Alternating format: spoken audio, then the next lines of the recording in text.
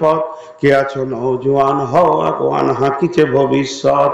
দলে দলে যুবকরা উঠো, জাগো যুবক জাগো, বিশ্বে ইসলামের পতাকা তুলতেই হবে।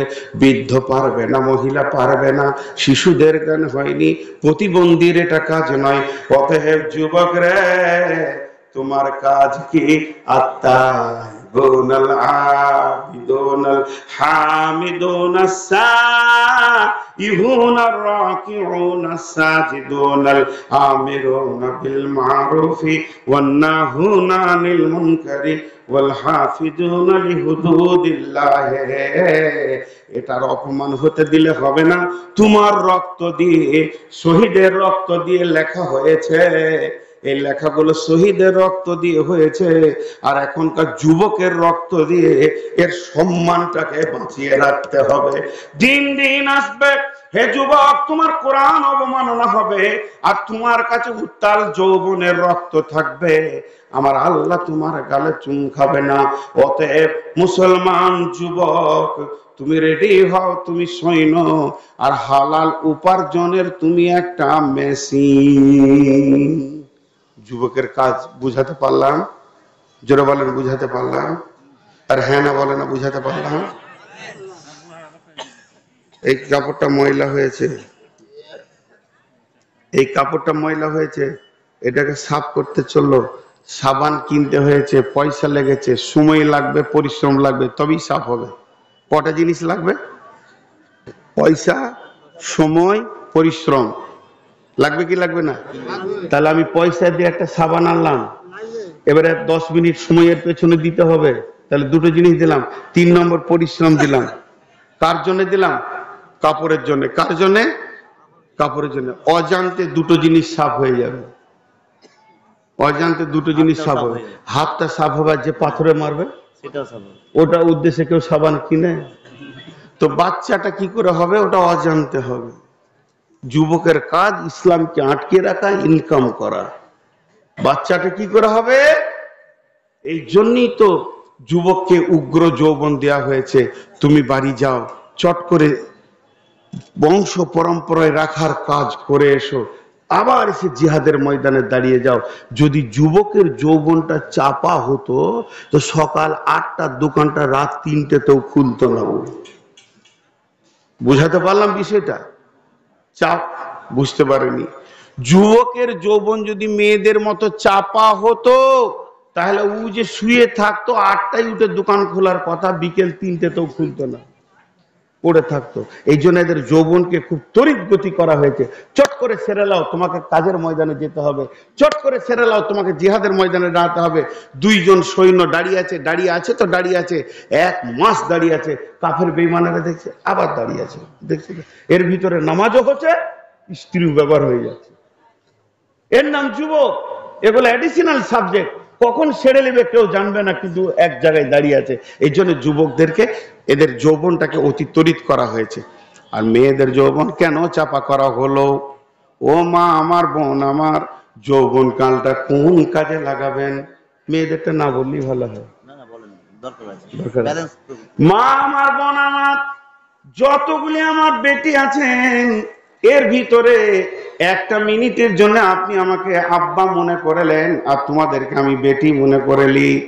আল্লাহর নবী আপন বেটি ফাতেমাকে ফরজ গোসল শিখিয়েছেন। শিক্ষার ব্যাপারে লজ্জা নাই। বেটি রে, যতগুলি আজকে তালগাছির জালসাতে হাজির হয়েছেন, আমি নিজের পেটের বেটি বলছি, তোমাদের আব্বা তোমাদেরকে মাত্র 5টা মিনিট কথা বলবে, একবার কান খুলে শোনো। তোমাদের দায়িত্ব কি? আল্লাহ তাবারাক ওয়া তাআলা বলছেন, কুল্লিল মুমিনাতি ইয়াগযুজনা মিন আবসারিহিন্না ওয়া ইয়াহফাজনা ফুরুজাহুন্না। তোমাদেরকে চাপা যৌবনের জন্য দেওয়া হয়েছে। ও আমার বেটির দল, তোমাদের দায়িত্ব হচ্ছে ওয়াল হাফিজুনা, তোমাদেরকে দায়িত্ব হচ্ছে কেউ কানিতাতিন, আল্লাহ তাবারাক ওয়া তাআলা বলেন সলিহাতিন কানিতাতিন হাফিজাতিন লিল গায়বি বিমা হাফিজাল্লাহ।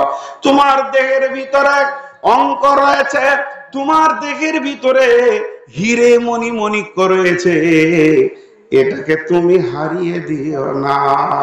সাপের মাথায় মণি থাকে, জীবনে শুনে আসছি, দেখি নাই। যে সাপের মাথায় মণি থাকে ওই সাপটা হলো রাজ সাপ।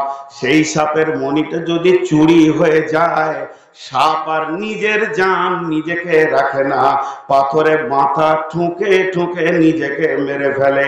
ও মা আমার, তোমাদের কাছে একটা সতীত্ব রয়েছে।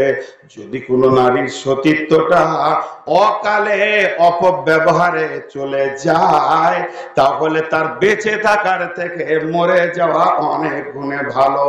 আমার আল্লাহ বলছেন, হে আমার বান্দির দল, তোদেরকে চাপা যৌবনের জন্য দিলাম। তোর স্বামীটা চলে যাবে জিহাদে, তোর স্বামীটা চলে যাবে ইনকামে প্রবাসে, তোর স্বামীটা গিয়ে বিদেশে টাকা ইনকামে চেন্নাইয়ে থাকবে, আর তোর স্বামী চলে যাবে আপনার কিনা জিহাদের ময়দানে দাঁড়িয়ে থাকবে কিংবা শহীদ হয়ে যাবে। তোর যৌবনকে আমি উগ্র করিনি, ওটাকে সুন্দর করে ঘেরে ঘুরে আল্লাহর দেওয়া নিয়ামতকে নষ্ট করে দিও না। এটা এদের একটাই দায়িত্ব। মাঝে একটা জ্ঞানের কথা বলবো আর আমার ব্যক্তিগত কথা একটা বলবো। তো জ্ঞানের কথাটা শুনেন, যে নারীদের যৌনাঙ্গ কি কাজে লাগে দেখেন, কত দামি কাজে লাগে। আল্লাহ নিজে কাজলেন। কি কাজলেন? আল্লাহ কোরআনে তার দলিল দিয়ে দিয়েছেন কি কাজলেন। হ্যাঁ, ও কই বাইরে আছে না, ও ধরলে আছে ওই তালবাংড়ার ওখানে তো বাড়ি হয় না, কোথাও বাড়ি? আচ্ছা আচ্ছা, মতিউর রহমান ঠিকাদার 1 লক্ষ টাকা দিয়েছেন। তো ঠিক আছে, আমার মাথা কেটে যাবে বাবু, বেলাইন হয়ে যাবে। আমি দোয়া করবো ইনশাআল্লাহ, আর আমাকে কিছু দিলে আরো বেশি দোয়া করতাম। আমার নাম নবাব, কিছুদিন নেই অভাব, ভিক্ষা করার স্বভাব, পানি খাই খানি। মা বোনেরা ধৈর্য ধরেন, যুক্তি কথাটা শুনে যান। কটা বাজলো আপনার?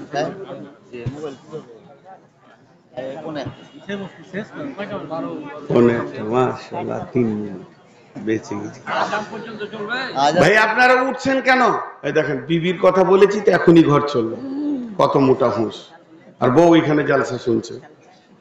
বসেন, সকলে একবার তাকবীরে উচ্চ আওয়াজ দেন, নারে তাকবীর। মাঝে মাঝে মাদ্রাসা যখন এটা সব কাজই করতে হবে, তবে আমি শেষ দিকে করি, বেশি বিরক্ত করিয়েন না। তো নারীদের যৌবন কোন কাজে লাগে আমি একটা উদাহরণ দিব, উদাহরণটা ভালো করে শুনেন। ধরেলেন মক্কা কাবা শরীফের ইমাম সাহেব আমার বাড়ি এসছে, কোনো কারণে এসছেন, কলকাতা আমার বাড়ি এসছেন, এটা উদাহরণ দিচ্ছি। তো উনি বলছেন যে ভারতের সব থেকে ভালো জায়গা কোনটা? এই পশ্চিমবঙ্গের মধ্যে। আমার দার্জিলিং চলেন, পাহাড় দেখাবো। খুশি হয়ে গেলেন, রেডি হয়ে গেলেন। প্রাইভেট গাড়িতে নিয়ে যাচ্ছি আমি, আবার এসি গাড়ি। হাই রোডটা কোনো কারণে জাম হয়ে গেছে, গাড়ি কিছু হয়েছে, পাল্টি হয়েছে, তো এই রাস্তাটা ধরছি। তা আপনাদের ভালুকার ওপর দিয়ে রাঙ্গাইপুর হয়ে কুশিদা হয়ে একবারে গিয়ে টুঙ্গি দিঘিতে উঠবো। এমন সময়